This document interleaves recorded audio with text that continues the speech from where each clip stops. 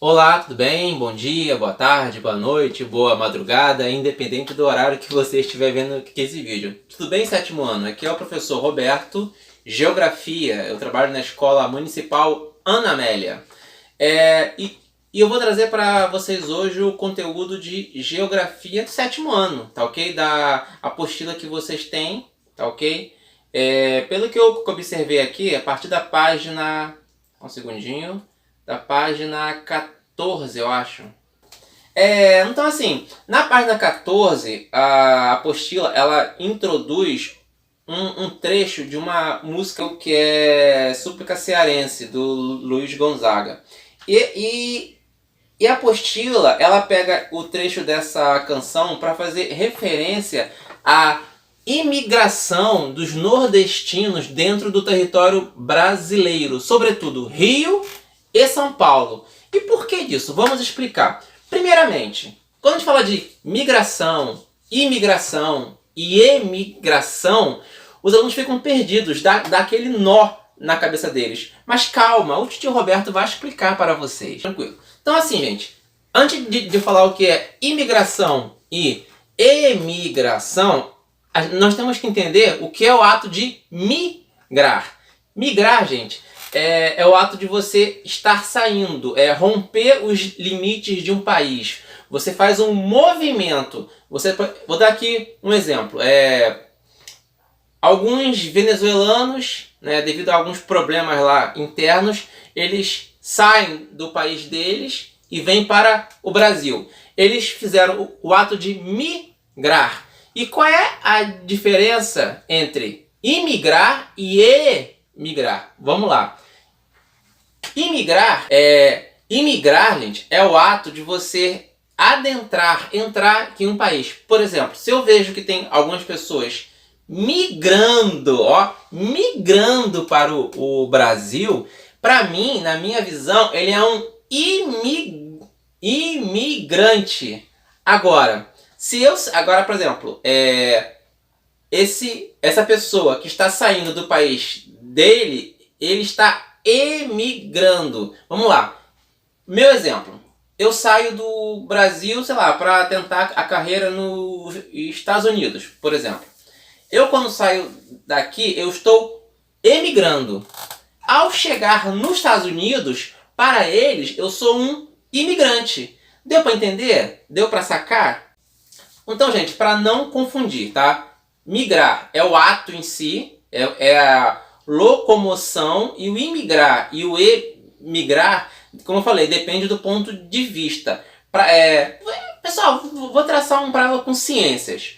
Lembra daquela aula? Inspiração e expiração? Então, inspirar não é para dentro? Então, imigração, a gente está entrando. E emigrar não é para fora? Então, o emigrar, ele está saindo. Então, migrar é o ato, né? É o trajeto. Imigrar é do ponto de vista de quem está olhando, quem está chegando, e emigrar é do ponto de vista de quem está saindo. Se eu estou saindo, para mim, eu sou um emigrante. Quem está me vendo chegar, para ele, eu sou um imigrante. Ficou claro agora? Ah, agora eu entendi! Agora eu saquei!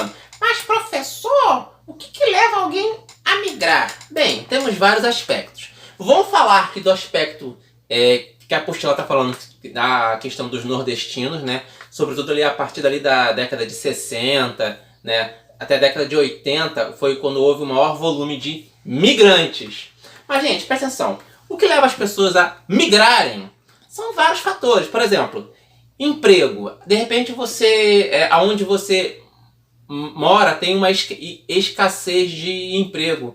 Nesse período que eu falei, da década de 60 a 80, o campo, né, a área rural, estava passando por um processo de modernização. Então, muitos empregos estavam sendo perdidos devido à alta mecanização do campo. E obrigou esses migrantes nordestinos do campo a migrarem para as cidades. E nesse período, as duas maiores cidades que estavam se industrializando e tinha bastante oferta de emprego na época era Rio e São Paulo. Okay? Então, nós podemos citar fatores. Existe, por exemplo, questão de guerras, fatores religiosos, catástrofes naturais, como a seca, enchente, por aí vai.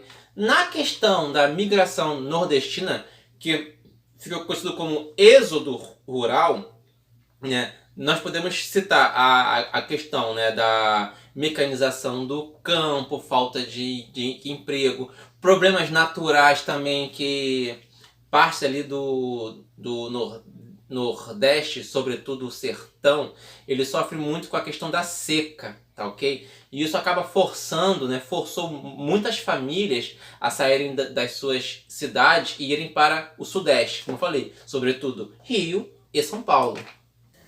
Continuando, né, a apostila, na página 16 ele introduz um assunto bem interessante, ele faz um gancho. Eu comentei aqui da questão das migrações nordestinas, né, que vieram para a região sudeste.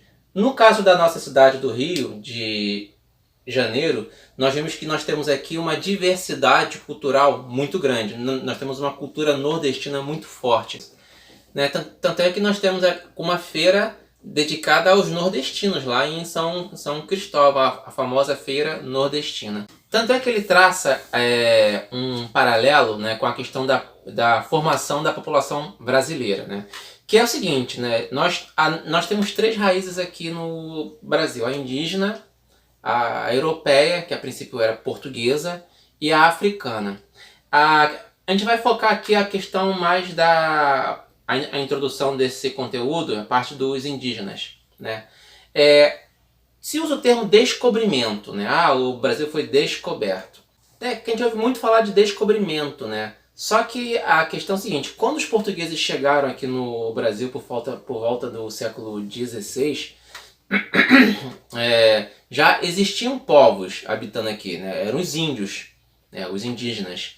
E a princípio, né, no período pré-colonial, antes dos portugueses realmente colonizarem o Brasil, nesses primeiros contatos que os portugueses tiveram com os índios, né, tem aquela história que a gente ouve muito falar assim: eles encontraram aqui, né, em território brasileiro, o pau-brasil, né, que deve ser o primeiro produto de exportação, né, do Brasil. E em troca, né, os portugueses ofereciam coisas que os índios não conheciam. E muitos eram até úteis, por exemplo, facões, machados.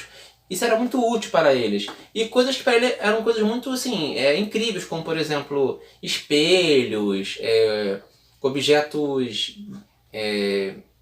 brilhosos, tal. Então isso aí atraía, né? Era uma novidade para eles. Então a apostila ela pega essa parte inicial, né, da colonização do Brasil lá no século XVI, e quando os portugueses chegam no nosso país, já existiam os índios, né? E a primeira coisa que os portugueses começaram a explorar do nosso país foi o pau-brasil, né? Tinha um valor econômico muito alto lá na Europa.